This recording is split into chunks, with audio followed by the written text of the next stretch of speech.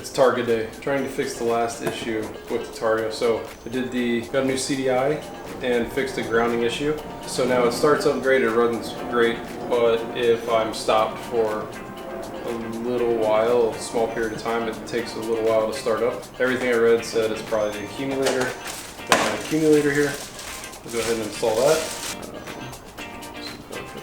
So also an extra fuel pump relay. Always a good thing to have on hand. And this is the bracket tree for a new front lip, or a front lip. This is a 78, never came with a lip. That will be next. It's important to look good too, you know, on the rally. So first things first, we'll get started on the accumulator. Hopefully that fixes the issue, but I'll get started on the accumulator, and then immediately after that I'll go to the lip. So get started on the accumulator now.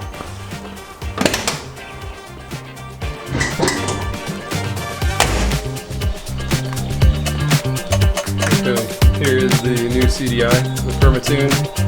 This is the fuel filter, which I've already replaced, and the accumulator back here. So this is what I'll do right now. We'll see what tools I might need. Looks like probably a 12, 13, 14 flathead. Some of those. I'll grab those and get started.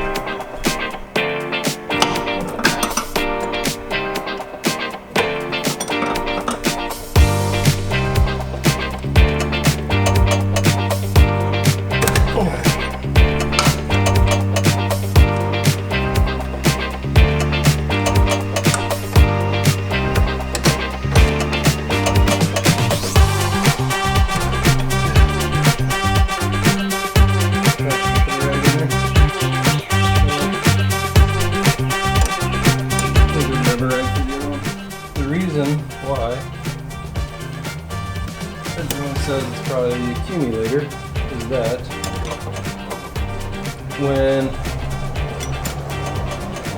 when you start the car's running, the accumulator holds pressure.